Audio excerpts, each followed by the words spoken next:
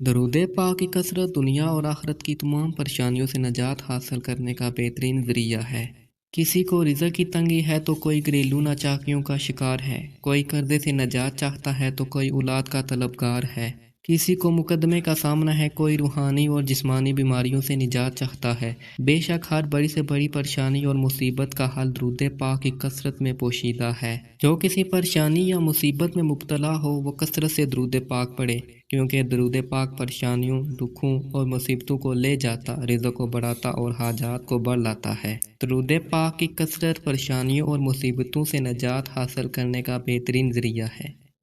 رحمت کے 70 دروازے کھولنے والا آسان درود شریف، صلی اللہ علی محمد۔ اس درود پاک کی شان و عظمت یہ ہے کہ جو یہ درود پاک پڑھتا ہے تو اس پر رحمت کے 70 دروازے کھول دیے جاتے ہیں۔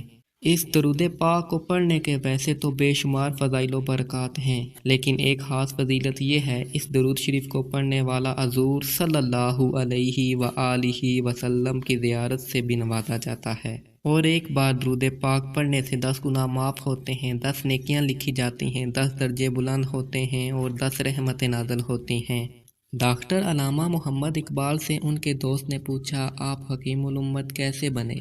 اللہ نے آپ پر ایسا کرم کیا ہے کہ آپ کا نام آنے والی نسلوں تک زندہ رہے گا، یہ فضیلت آپ کو کیسے حاصل ہوئی؟ ڈاکٹر علامہ محمد اقبال نے فرمایا، میں نے اپنی زندگی میں 1 کروڑ مرتبہ درود پاک گن کر پڑھا ہے، آپ بھی پڑھیں، ہو سکتا ہے کہ اللہ آپ کو بھی کوئی مرتبہ عطا فرما دے۔ صلی اللہ علی محمد۔ یہ درود شریف مختصر درود شریف ہے۔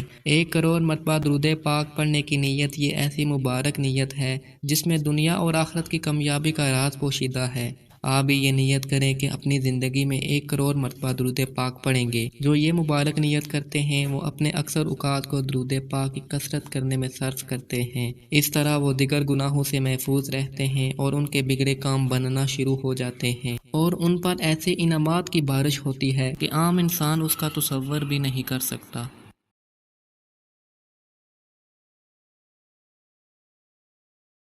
ایک نیک آدمی نے خواب میں ایک ڈراؤنی صورت دیکھی اور گھبرا کر پوچھا، تو کون ہے؟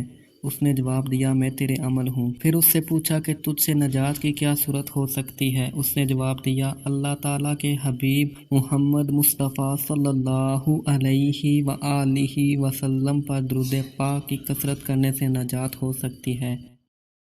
شیخ حسین بن احمد بستامی نے فرمایا، میں نے اللہ تعالیٰ سے دعا کی، یا اللہ، میں خواب میں ابو صالح مؤذن کو دیکھنا چاہتا ہوں۔ چنانچہ میری دعا قبول ہوئی اور میں نے خواب میں مؤذن کو دیکھا کہ بہت شاندار حالت میں ہے۔ میں نے پوچھا، ہے ابو صالح، مجھے اپنے یہاں کے حالات سے خبر دو۔ تو فرمایا، اگر مصطفیٰ صلی اللہ علیہ وآلہ وسلم کی ذات گرامی پر درود پاک کی کثرت نہ کی ہوتی تو میں تباہ و ہلاک ہو گیا ہوتا۔ ایک بادشاہ بیمار ہوا، بیماری کی حالت میں 6 مہینے گزر گئے، کہیں سے آرام نہ آیا۔ بادشاہ کو پتہ چلا کہ حضرت شیخ شبلی یہاں آئے ہوئے ہیں۔ اس نے عرض کر بھیجا کہ تشریف لائیں۔ جب آپ تشریف لائے تو دیکھ کر فرمایا، فکر نہ کرو، اللہ تعالیٰ کی رحمت سے آج ہی آرام ہو جائے گا۔ آپ نے درود پاک پڑھ کر اس کے جسم پر ہاتھ پھیرا تو اسی وقت وہ تندرست ہو گیا۔ یہ برکت ساری درود پاک کی ہے۔ ایک بار درود پاک پڑھنے سے 10 گناہ معاف ہوتے ہیں، 10 نیکیاں لکھی جاتی ہیں، 10 درجے بلند ہوتے ہیں، 10 رحمتیں نازل ہوتی ہیں۔ درود شریف پڑھنے والوں کی دعا قبول ہوتی ہے۔ درود شریف پڑھنے والوں کی پریشانیاں اور مصیبتیں دور ہوتی ہیں۔ درود شریف پڑھنے والوں کی حاجات پوری ہوتی ہیں۔ درود شریف پڑھنے والوں کی تنگ دستی دور ہوتی ہے اور رزق میں اضافہ ہوتا ہے۔ درود شریف پڑھنے والوں کی ہر طرح کی روحانی، جسمانی، اثراتی اور جناتی بیماریاں دور ہوتی ہیں۔ درود شریف پڑھنے سے دل کا زنگ و سیاہی دور ہوتی ہے۔ درود شریف اسم اعظم ہے، یعنی جیسے اسم اعظم سے سارے کام ہو جاتے ہیں، ویسے ہی درود شریف کی کثرت سے سارے کے سارے کام ہو جاتے ہیں۔ درود شریف پڑھنے والوں کو مدینہ شریف حاضری کا شرف نصیب ہوتا ہے۔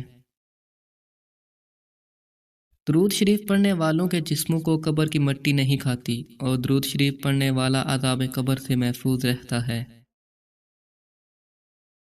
درود شریف پڑھنے والا موت سے پہلے اپنا مکان جنت میں دیکھ لیتا ہے۔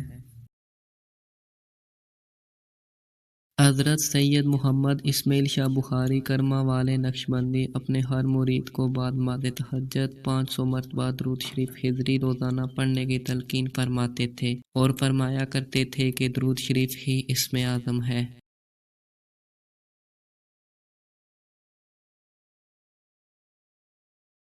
حضرت شیخ الاسلام خواجہ قمر الدین سیالوی کثرت سے درود شریف کا ورد کرتے تھے اور اپنے خادموں کو بھی زیادہ تر درود شریف پڑھنے کی تلقین فرماتے تھے۔ آپ فرمایا کرتے تھے کہ میں ساری زندگی میں اس نتیجے پر پہنچا ہوں کہ درود شریف سے بڑھ کر کوئی وظیفہ نہیں ہے، کیونکہ اس میں اللہ اور اس کے رسول صلی اللہ علیہ وآلہ وسلم کا بھی ذکر ہے۔